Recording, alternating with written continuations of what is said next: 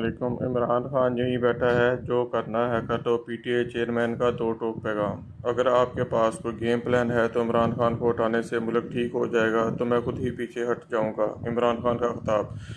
Chairman P T I اور سابق وزیر اعظم عمران خان نے اپنے خطاب میں کہا کہ عمران خان یہیں بیٹھا ہے، جو کرنا ہے کر لو۔